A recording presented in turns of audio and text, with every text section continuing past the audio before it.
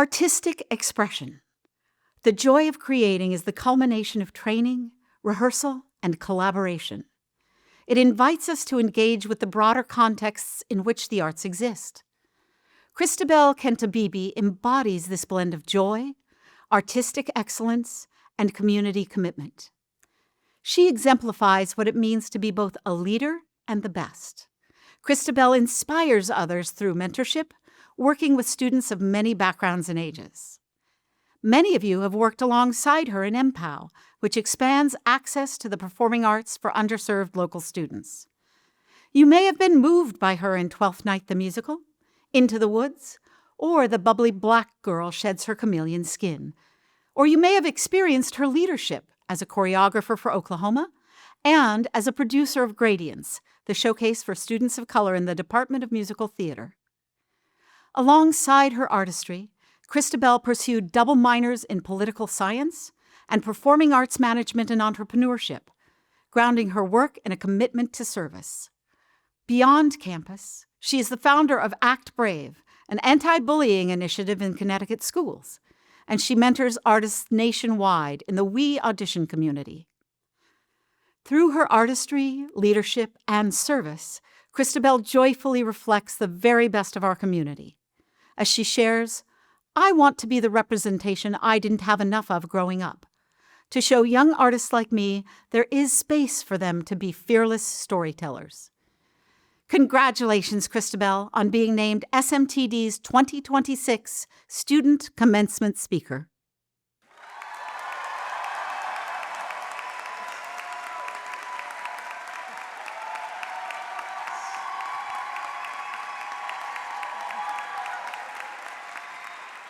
Good afternoon, distinguished faculty, family, friends, alumni, and most importantly, the fierce class of 2026. My name is Kristabel Kenta-Bibi, a proud senior BFA musical theater major with double minors in political science and performing arts management and entrepreneurship. So yes, Sleep and I have been in a long-distance relationship these past 4 years. Thank you to the SMTD Graduation Committee for this incredible honor. My younger self would not believe this moment. If there's one thing you should know about me is that I love nostalgia. Standing before you today, I am overwhelmed by the tableaus that brought me here. The rehearsals, the breakthroughs, the late nights, and the matcha lattes that somehow became a personality trait for me. But when I think about what truly brought us to this auditorium and what kept us here, it wasn't just discipline, talent, or caffeine. It was the belief in something like a fairy tale. Not the glass slipper kind, but the idea that life can be outstanding and that we as artists can be the heroes of our own stories. And like any good fairy tale, our time at SMTD hasn't been without its trials.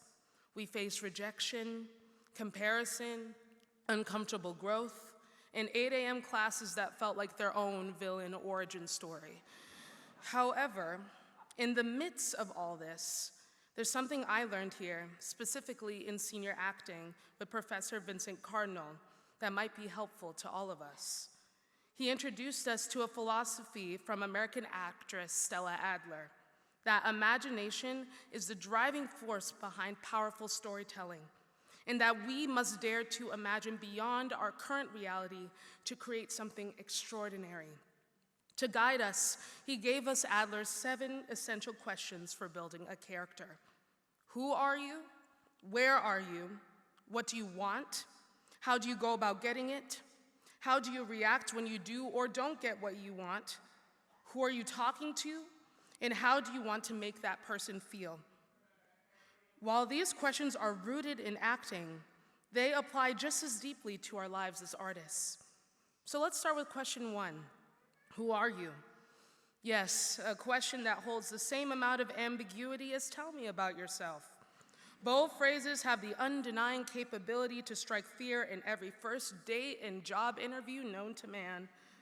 Although I don't know everyone in this room, I do know that we have a diverse group of composers, dramaturgs, set designers, sound engineers, costume designers, dancers, actors, vocalists, producers, and so much more. Speaking in I statements, I am a proud first-generation African-American artist. I know I'm not the only first-generation artist in this room, so I want to uplift all the first-generation graduates here this afternoon.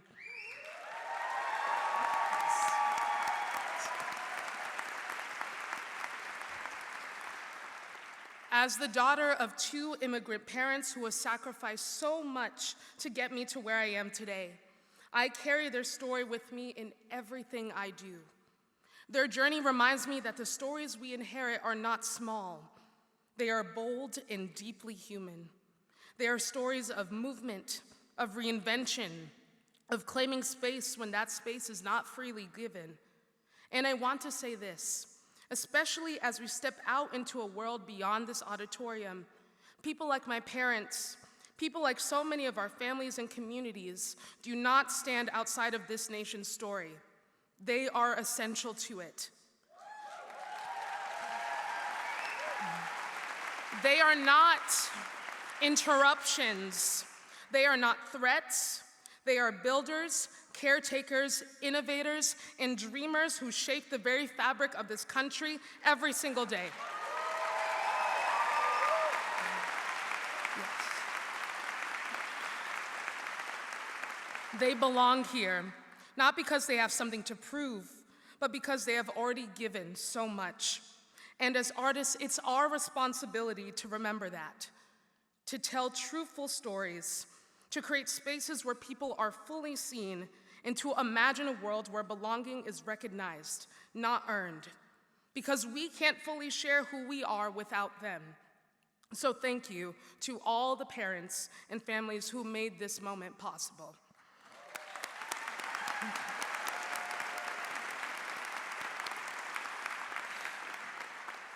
Can you believe that was only the first question? Me neither. Question 2, where are you? Now this one feels easier at first, right? Because technically we're in Hill Auditorium in Ann Arbor, Michigan, wearing robes that make us look like slightly exhausted wizards. But as artists, we know where is never just physical. Where are you in your story? Are you at the beginning, full of possibility but unsure of the path? Are you in the middle where the conflict thickens and the plot twists feel personal? Are you at a threshold, like where we are now, standing at the edge of everything we worked for and everything we don't yet understand? Because the truth is, today is simply a scene change. Some of us are leaving SMTD, a place that gave us a rehearsal room to fail in, and we're all stepping into a world with no stage manager calling our cues. And that can feel terrifying. But every fairy tale hero has a moment where they must leave what is known. The woods are dark and the map unclear, and still they go. So where are we? We are exactly where we need to be, in the magic of uncertainty. 3, what do you want? Not what your resume says you should want. What do you actually want? Do you want to be on Broadway? To choreograph stories that move people to tears? Do you want to create work that challenges systems? To build spaces where others feel seen? Or maybe your want is quieter, but just as powerful. To live a life where your art and joy can coexist. The fairy tales we grew up with made wanting look simple. But here's what we've learned. Wanting is vulnerable. Because the moment you name what you want, you also risk not getting it. And yet every great story is driven by desire. So I challenge all of us to be boldly specific.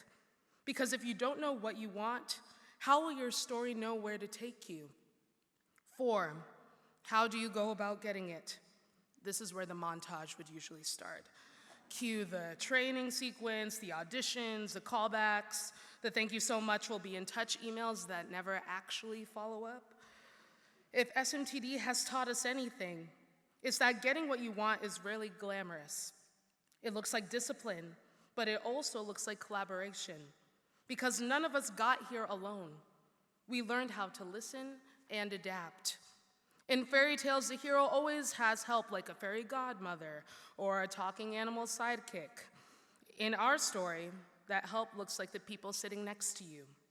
Let us not forget that we have a great family of alumni who are making change with their artistry in the real world. So how do we go about getting what we want? As we work, we continue to lean against each other. Question 5, what happens if you do or don't get what you want? This might be the scariest question of all because we've been taught to measure success in very specific ways. Whether that means producing a record or composing a symphony, and yes, they are all worth celebrating. But what happens when it doesn't go that way? Are you still the hero of your story? The answer is yes, because fairy tales were never about everything going perfectly. They were about transformation, encouraging you to reimagine. So whether the ending looks like what you dreamed of or not, your story is still unfolding. Which leads me to question 6, who are you talking to? As performers, we ask this all the time. But beyond the stage, the question becomes, who is your art for? Are you speaking to the communities that raised you? The younger version of yourself who needed someone to say you belong here? Because art is not created in a vacuum. It is a conversation. Every time you step on stage, design a set, compose a piece, choreograph a dance, you're reaching out and saying, I see you. Do you see me too? So be intentional. Know your audience, duh, of course, but more importantly, know your purpose. Because the most powerful stories are not the loudest ones. They are the ones that make someone feel understood. And finally, how do you want to make them feel? Do you want to inspire wonder, to spark joy, to challenge, to disrupt, to heal, to educate? Think about the moments that made you fall in love with art in the first place. That is the power we carry, not just to entertain, but to remind people of their own humanity. And that, my fellow graduates, that is the closest thing to magic we have. Miss Adler said it best, the spark has to be kept alive. So as we step beyond this chapter, I want to leave us with the same sense of wonder that first made us believe this path was possible. The same feeling we had as children, looking up and imagining something bigger for ourselves. Despite how uncanny the story of Pinocchio is, my boy Jiminy Cricket was spitting bars when he said, when you wish upon a star, makes no difference who you are. Anything your heart desires will come to you. If your heart is in your dream, no request is too extreme. And we know that now, as we are living proof of when heart meets discipline and when imagination meets action. So class of 2026, I ask you to keep wishing because like a bolt out of the blue, life will keep surprising you.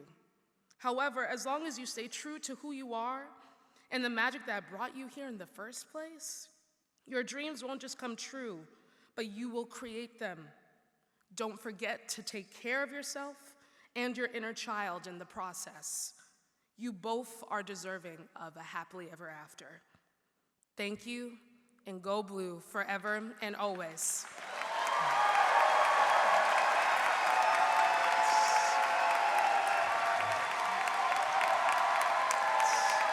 And happy birthday, EJ, I